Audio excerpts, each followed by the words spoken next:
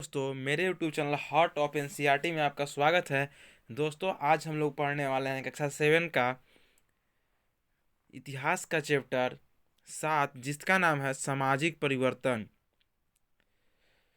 तो इसमें सामाजिक परिवर्तन में हम लोग क्या पढ़ना है कि खाना बदोश से एक जगह बसे समुदाय। यानी ये खाना बदोश किसे कहा गया है, यानी कि जिनका काम मतलब कि वैसे मानो जिनका काम क्या था, केवल खाना ही था, मतलब कि कहीं भी घूम घूम कर खाना। तो खाना बदोश से एक जगह कैसे लोग बस गए, तो सामाजिक परिवर्तन किस प्रकार हुआ। कि पहले लोग क्या करते थे, खाना बदोश थे, और फिर क्या किए कि एक जगह बस गए। तो उनके बारे में हम इस चैप्टर में अध्ययन करेंगे। तो आइए जानते हैं कि किस प्रकार से सामाजिक परिवर्तन हुआ। आज हमारे समाज में विभिन्न जाति धर्म के लोग रहते हैं। वे अपनी परंपराओं के अनुसार जीवन का निर्वाह करते हैं। जाति आधारित सामाजिक व्यवस्था की आधारशिला वैदिक काल में रखी गई। और जाति आधारित जो सामाजिक व्यवस्था है, मतलब जाति के अनुसार जो व्यवस्था है, वो कब से है, तो वैदिक काल से चली आ रही है। जाति आधारित सामाजिक व्यवस्था कब से चली आ रही है, तो वैदिक काल से। तो किस तरह से सामाजिक परिवर्तन हुआ है, तो पहला चीज़ हम क्या समझें कि आज हमारे समाज में विभिन्न जाति धर्म के लोग रहते हैं। वे अपनी परंपराओं के अनुसार जीवन का निर्वाह करते हैं। जैसे कोई हिंदू है तो अपनी परंपरा के अनुसार जीवन निर्वाह कर रहा है, कोई मुस्लिम है तो अपनी परंपरा के अनुसार जीवन निर्वाह कर रहा है। तो ये जाति आधारित जो सामाजिक व्यवस्था थी कब से आई है, तो वैदिक काल से। तो आइए हम लोग समझते हैं जनजाति।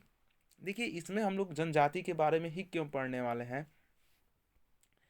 तो जैसे कि जनजाति को पहले हम लोग समझते हैं कि आप लोग सुने होंगे कि पहले मानव जो थे वो जंगल में मानव को मारकर खाते थे, और फिर मतलब पशुओं को मारकर उनसे मांस खाते थे, और फिर वो ऐसे ही रहते थे, नग्न रहते थे, जंगलों में रहा करते थे। तो देखिए एक प्रजाति है जिसे जनजाति कहा गया है। आइए जनजाति किसे कहते हैं। जंगलों एवं सुदूर पहाड़ी इलाकों में जंगलों एवं सुदूर पहाड़ी इलाकों में बसे छोटे छोटे गांव एक से अधिक पीढ़ी के साथ में रहने वाले। देखिए यहाँ पर बोल रहा है कि जंगलों एवं सुदूर सुदूर मतलब होता है दूर, पहाड़ी इलाकों में बसे छोटे छोटे गांव और एक से अधिक पीढ़ी के साथ रहने वाले परिवार को जनजातीय परिवार कहा जाता है। यानी कि देखिए पहला चीज तो जंगल में रहते थे, और जैसे कि पीढ़ी ए, पीढ़ी बी, पीढ़ी सी, इस प्रकार से मतलब एक ही को पीढ़ी नहीं रहता था, मतलब बहुत सारे एक से अधिक पीढ़ी के रहने वाले परिवार को क्या कहते हैं, तो जनजातीय परिवार कहा जाता है या जनजाति कहा जाता है। इन लोग क्या थे कि मतलब कि पूरा जंगल में रहते थे, और जो मुख्य संसाधन है उनसे एक कटे रहते थे। अब देखिए जनजातीय समुदाय की विशेषता क्या थी इनकी। तो पहले जनजाति आप समझ गए होंगे कि वैसा समुदाय जो जंगल एवं सुदूर इलाकों में रहते हैं उन्हें हम क्या कहते हैं, और एक से अधिक मतलब एगो परिवार नहीं रहता है, पूरा वहाँ पर पीढ़ी रहता है। तो आइए हम समझते हैं जनजातीय समुदाय की विशेषता। इनकी आजीविका प्रमुख रूप से आखेटक, खाद्य संग्रहण और कृषि एवं पशुपालन है। और इनका जो जीवन गुजारने का जो चीज़ है, इन लोग क्या करते थे, कृषि करते थे एवं पशुपालन करते थे और आखेटक करते थे। आखेटक एक प्रकार का क्या होता है, तो देखिए जो जीवों से जो भोजन प्राप्त करते हैं उसे हम आखेटक कहते हैं। खाद्य संग्रहण क्या हो गया कि उन लोग खाना को जमा करके रखते थे, और कृषि यानी खेती करते थे, और पशुपालन करते थे यानी कि पशुओं को पालते थे। इनका मुख्य काम बर्तन बनाना। देखिए अभी भी उन लोग बर्तन बनाते हैं, झोपड़ी बनाना, टोकरी बनाना, जैसे कुछ कार्य स्त्री एवं पुरुष दोनों मिलकर करते थे। देखिए उन लोग बर्तन में मुख्य रूप से क्या बनाते हैं, तो आप देखे होंगे कि छोटे छोटे अभी भी उन लोग पतई का कुछ कुछ बनाते रहते हैं, तो बर्तन भी बनाते हैं, और उसी से बांस का टोकरी और झाड़ू जो होता है।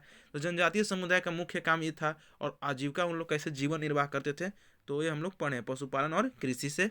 और क्या काम क्या था, तो ये जो अभी बताया कि बर्तन बनाना, झोपड़ी बनाना, टोकरी बनाना, इस टाइप का उन लोग का काम था। और कुछ कार्य जो था वो स्त्री एवं पुरुष दोनों मिलकर करते थे। नेक्स्ट है, अब लोग हम अभी तक हम लोग पढ़ ही रहे हैं जनजातीय समुदाय की विशेषताएं। और इन लोग क्या क्या करते थे, आइए समझते हैं। इन लोग मनोरंजन के लिए गायन, नृत्य एवं झोपड़ियों को सजाने का काम करते थे। और इन लोग अपना मनोरंजन करने के लिए क्या करते हैं, तो गायन करते थे, मतलब गाना गाते थे, डांस करते थे और झोपड़ियों का सजाने का काम करते थे। इनकी अपनी एक समृद्ध संस्कृति और परंपरा है। जो जनजातीय समुदाय है, इनकी एक अपनी समृद्ध संस्कृति एवं परंपरा है। उनमें सॉरी इनमें उनकी भाषा, संगीत, कहानी एवं चित्रकारी कला शामिल है। और जो इनकी पारंपरिक संस्कृति की एवं जो परंपरा है, उनमें उनकी जो भाषा है, अपनी एक भाषा है और अपनी एक कहानी है और अपनी एक चित्रकला शामिल है। अब हम लोग पढ़ेंगे मध्यकाल में जनजातीय समाज। तो देखिए, हम लोग क्या समझे अभी कि जनजातीय समुदाय की विशेषता को पढ़ें। अब हम लोग पढ़ेंगे कि मध्यकाल में जनजातीय समाज। मध्यकाल में इस महाद्वीप के विभिन्न हिस्सों में जनजातीय समाज के लोग रहते थे। अब मध्यकाल में इस महाद्वीप के विभिन्न हिस्सों में जनजातीय समाज के लोग रहते थे। जैसे कि भारत का नक्शा है, तो भारत में अलग अलग जगहों पर अलग अलग जनजातीय समुदाय रहते थे या जनजातीय समाज के लोग रहते थे। उनके जीवन शैलियाँ प्राग ऐतिहासिक काल के स्त्री पुरुषों एवं जीवन शैलियों की समानता रखती हैं। और इनकी जो जीवन शैलियाँ हैं, उनकी किनकी से मतलब मिलता है, तो प्राग ऐतिहासिक काल के लोगों के, यानी कि स्त्री पुरुषों की जीवन शैलियों से मिलता है या समानता खाती है या रखती है। तो मध्यकाल के जो जनजातीय समाज है, उनका जो मतलब एक तरह से समानता किसके साथ मिलता है, तो प्राग ऐतिहासिक काल के स्त्री और पुरुषों के साथ मिलता है। तो आइए, मतलब कि हम किस आधार पर कह सकते हैं कि उनकी जो समानता है प्राग ऐतिहासिक काल की स्त्री और पुरुष से मिलते थे, तो इनके निम्नलिखित कारण हैं। तो प्रथम क्या है कि जनजातीय समाज कोई दस्तावेज नहीं रखते थे और प्राग ऐतिहासिक काल में भी क्या है कि लिखा हुआ चीज़ कोई नहीं मिला है। तो ये क्या पहला क्या कारण है कि जनजातीय समाज कोई दस्तावेज नहीं रखते थे। और दूसरा क्या है कि वो अपनी परंपरा एवं रीति रिवाज को मौखिक रूप से कहानी आदि के रूप में सहेज कर रखते थे। मौखिक रूप से वे अपनी परंपरा, जो भी उनकी प्रोसेस थी, मतलब वो किस तरह से शादी ब्याह करेंगे, किस तरह से पूजा करेंगे, मतलब जो भी उन लोग का नियम कानून था, परंपरा एवं रीति रिवाज, मतलब वो अपना जीवन जैसे ही व्यतीत करते थे, वो मौखिक रूप से कहानियों आदि के रूप में सहेज कर रखते थे, मतलब वो लिख के नहीं रखते थे। इसके निम्नलिखित कारण थे, मतलब कि अभी इसके निम्नलिखित कारण कहने का मतलब है कि इस चीज़ के लिए, तो प्राग ऐतिहासिक काल के जो हम लोग बात समझ रहे हैं कि प्राग ऐतिहासिक समानता मिलता था ना, उसके निम्नलिखित कारण है। तो हम लोग क्या क्या जाने, पहला कारण क्या था कि वो कोई भी चीज़ लिख के नहीं रखते थे। और क्या था कि वो बाहरी लोग को अपने आवासीय क्षेत्र में प्रवेश की अनुमति प्रायः नहीं देते थे। यानी कि अगर उन लोग का कोई एरिया है, कोई उन लोग का एरिया है, जैसे कि एरिया ए है, और कोई बी एरिया के लोग अगर ए एरिया की ओर आना चाहते हैं और ए एरिया में मान लीजिए जनजातीय समुदाय रहते हैं, तो वे बाहरी लोग को यहाँ पर आने की अनुमति नहीं देते थे। इनके समुदाय प्रायः सुधारवर्ती इलाकों जैसे घने जंगल, सुधार नहीं होगा यहाँ पर सुदरवर्ती होगा। सुदरवर्ती मतलब होता है कि जहाँ तक मतलब कोई नहीं पहुँच सकता है।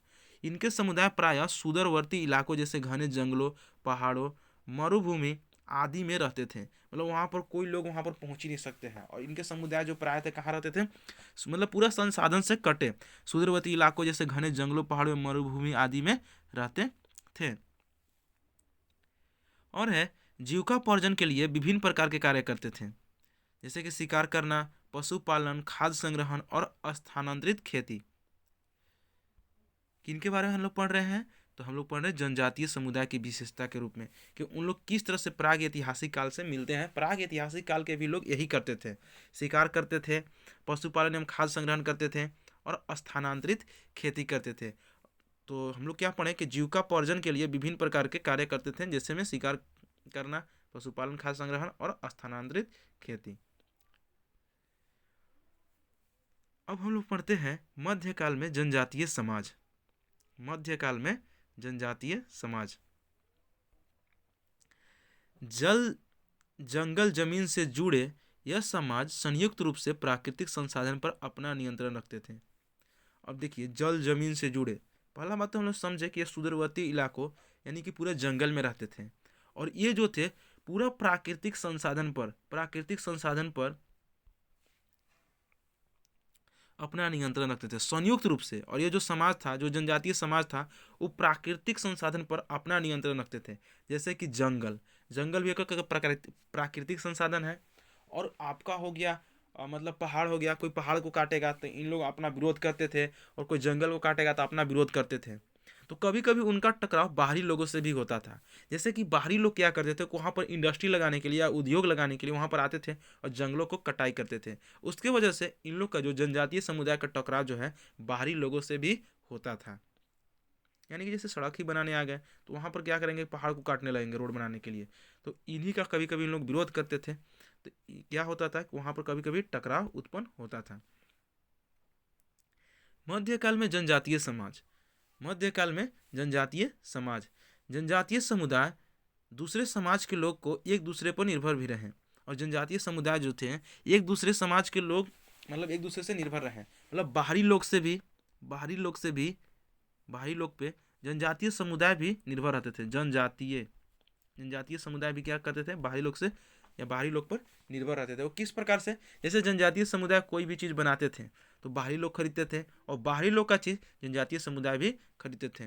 तो यहीं पर लिखा गया है कि जनजातीय समुदाय एवं दूसरे समाज के लोग एक दूसरे पर निर्भर भी रहे हैं। टकराव और निर्भरता के इस संबंध में इन दोनों समाजों में धीरे धीरे बदलाव आया, और क्या हुआ कि धीरे धीरे उन लोग दोनों ने एक दूसरे को बातों को समझे और धीरे धीरे इसमें बदलाव आया। जैसे कि बाहरी लोगों ने बोले कि अगर मान लीजिए हम फैक्ट्री में लगाते हैं तो आप लोग को फायदा होगा, तो धीरे धीरे उन लोग भी जो जनजातीय समुदाय के थे उन लोगों भी ने बात माना, और धीरे धीरे यहाँ पर क्या आया, तो बदलाव आया। कुछ शक्तिशाली एवं प्रभावशाली जनजातियाँ, कुछ शक्तिशाली एवं प्रभावशाली जनजातियाँ, ऐसे हम समझेंगे अलग अलग, जैसे कि हमने पढ़ा कि महाद्वीप में अलग अलग जनजातियाँ पाई जाती थी। तो आइए समझते हैं। इनका बड़े इलाकों पर नियंत्रण था। जो जनजाति थे इनका, जैसे में पंजाब में खोखर जनजाति, मुल्तान एवं सी में लहंग एवं अरुघन जनजाति, उत्तर पश्चिम में बलोच, पश्चिम हिमालय में गणेरियो, मतलब इस जनजाति के नाम है बलोच, गडेरियो, अरुघन, लहंग और लहंग नहीं, सिंह। मुल्तान एवं सी में लहंग एवं अरुघन, तो लहंग और अरुघन दो जनजाति हो गए। खोखर जनजाति, तो क्वेश्चन पूछता है कि खोखर जनजाति कहाँ का था, पंजाब का। गणेरियो कहाँ का था, पश्चिमी हिमालय का। उत्तर पश्चिम का, तब बलोच। तो ये सब क्वेश्चन पूछता है एग्जाम में। कुछ शक्तिशाली एवं प्रभावशाली जनजातियां में कौन कौन आएंगे फिर देखिए। उत्तरी पूर्वी भाग में नागा अहोम जनजाति, बंगाल एवं उड़ीसा में मुंडा संथाल एवं असुर जनजाति। देखिए झारखंड में भी थे मुंडा संथाल, और जो असुर पढ़ रहे हैं यह झारखंड में भी थे और बंगाल एवं उड़ीसा में भी थे, तो इसको देख लीजिएगा। कर्नाटक, महाराष्ट्र एवं गुजरात में बेराद एवं कोली जनजाति।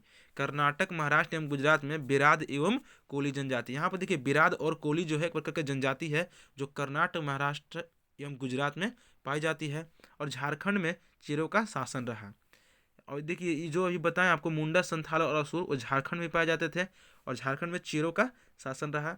तो आप कुछ राज को जाने और कुछ हम जनजाति को भी जाने, तो आप इस चीज़ को याद रख लीजिएगा। क्वेश्चन पूछता है कि अहोम या नागा किस क्षेत्र की जनजाति है, तो उत्तर पूर्वी भाग का। यहाँ से डायरेक्ट क्वेश्चन आता है। दक्षिण भारत में कोरोगा, वेतर और मड़वार जनजातियाँ। भीलों का फैलाव पश्चिमी एवं मध्य भारत में था, और भील जनजाति कहाँ थे, तो पश्चिमी एवं मध्य भारत में। वर्तमान छत्तीसगढ़, मध्य प्रदेश एवं आंध्र प्रदेश गौंड जनजातियों को बहुलता है, और वर्तमान अभी का जो छत्तीसगढ़, मध्य प्रदेश एवं आंध्र प्रदेश है वहाँ पर किस जनजाति की अधिकता है, तो गौंड जनजाति की वहाँ पर अधिकता है। नेक्स्ट हम लोग पढ़ते हैं खाना बदोश एवं घुमंतु जनजातियों का जीवन। यानी कि जो जनजाति क्या थे, खाना बदोश थे, मतलब केवल खाते थे और घूमते फिरते रहते थे। तो खाना बदोश एवं चरवाहे एक स्थान से दूसरे स्थान पर घूमा करते थे। खाना बदोश का नाम ही है कि खाए पिए और यहाँ से चले गए। तो खाना बदोश एवं चरवाहे एक स्थान से दूसरे स्थान पर घूमा करते थे। एक जगह से दूसरी जगह आते जाते हुए सामानों का क्रय विक्रय करते थे। और क्या हुआ कि ए पॉइंट से बी पॉइंट तक, मतलब कि ए जगह से बी जगह जाते थे, तो बीच में क्या करते थे कि अपना सामान भी बेचा करते थे। सामानों का क्रय विक्रय यानी कि कुछ खरीदते थे और कुछ बेचते भी थे। ऐसे ही एक व्यापारी जनजाति थी जिसे बंजारा कहते थे, और जिसे क्या कहते थे, बंजारा। तो बंजारा आप समझ गए होंगे किन्हें कहा जाता था, तो एक प्रकार का बंजारा जनजाति है। आइए समझते हैं टांडा। टांडा किसे कहते हैं, बंजारे के ही करवा को टांडा कहा जाता है। यानी कि अगर देखिए बहुत सारे बंजारे जा रहे हैं तो बंजारे के ही करवा को क्या कहता है, टांडा कहा जाता है। सुल्तान अलाउद्दीन खिलजी के शासन काल में नगर के बाजारों तक अनाज की ढुलाई का काम बंजारे ही करते थे। और अलाउद्दीन खिलजी के शासन काल में जो नगर के बाजारों तक जो थी, अगर मान लीजिए यहाँ पर बाजार है तो यहाँ से मान लीजिए यहाँ पर कोई गोदाम है तो गोदाम से बाजार तक अनाज की ढुलाई कौन करता था, तो बंजारे ही करते थे। और बंजारे के काफिला को क्या कहा जाता है, तो टांडा कहा जाता है। बंजारे एक प्रकार का जनजाति थी। अब देखते हैं विभिन्न जनजातियाँ। कुछ जनजाति विभिन्न नगरों और गांव में अपनी कला प्रदर्शन करती थी। इनमें नर्तक, मदारी, अन्य तमाशबीनों जातियाँ थीं। विभिन्न जनजाति में कौन कौन थे, तो नर्तक, मदारी और अन्य तमाशबीनों जनजातियाँ थीं, जो क्या करती थी, तो नगरों में अपना क्या करती थी, कला प्रदर्शन करती थी, या गांव में कला प्रदर्शन। जैसे कि मदारी आता है तो आपको बंदर का नाच दिखाता है, तो एक प्रकार की सब क्या है, जनजाति है। तो यह चैप्टर यहीं पर समाप्त होता है। मेरा प्रयास आप लोगों को कैसा लगा, सामाजिक परिवर्तन आप लोगों को समझ में आया होगा, और किस तरह से लोगों ने बदले अपना जीवन, किस तरह से मतलब कि बदला। और हम लोग अलग अलग राज्य में अलग अलग जनजातियों के बारे में पढ़ें कि कौन सी जनजाति किस राज्य में फैला हुआ है। तो आप लोग का चैप्टर कैसा लगा आप लोग कमेंट में जरूर बताइएगा। मेरे चैनल पर हैं तो चैनल को सब्सक्राइब कीजिएगा। थैंक यू दोस्तों, जय हिंद।